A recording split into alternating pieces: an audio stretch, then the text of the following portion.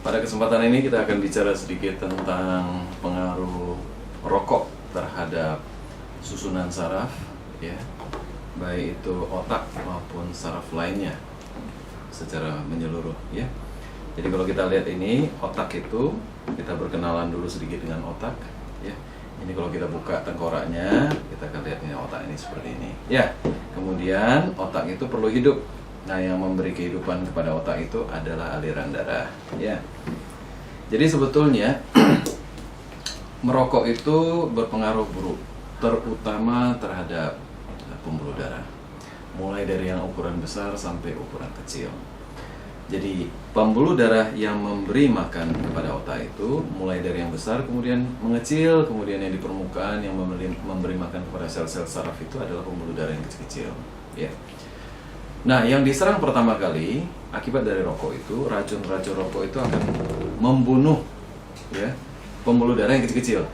Jadi kalau pembuluh darah yang kecil-kecil ini mampet, maka aliran darah tidak akan sampai ke sel-sel otak, sehingga banyak sel otak yang rusak. Sel-sel otak yang rusak ini akan menyebabkan orang itu, kalau banyak, akan menyebabkan dia pikun secara bertahap, ya.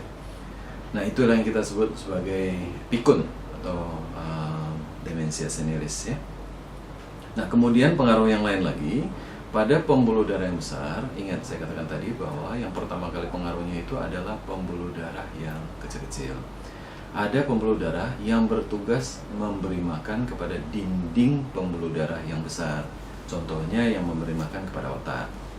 Nah, pada dindingnya ini kalau tidak dapat makan, maka dindingnya ini nanti akan menipis.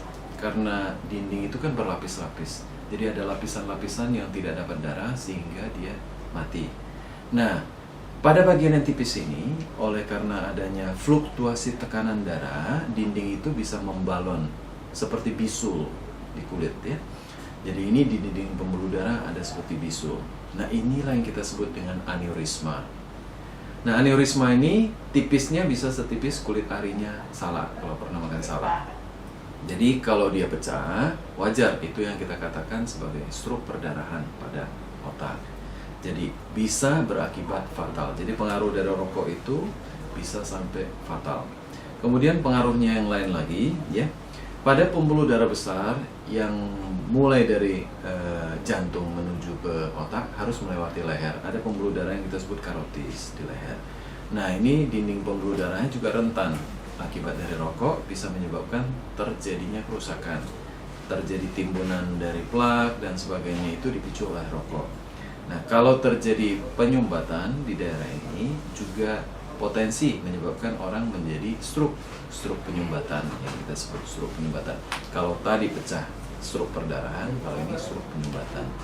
Kemudian pengaruh lain lagi, pengaruh buruk, yaitu dia ingat, kita katakan bahwa dia menyerang pembuluh darah kecil-kecil. Pada bantalan tulang belakang, contohnya ini, ya, pada bantalan antara tulang dengan tulang yang ruas tulang yang lain, itu ada yang kita sebut sebagai diskus atau bantalan. Nah, bantalan ini mendapat makanan dari pembuluh darah kecil-kecil.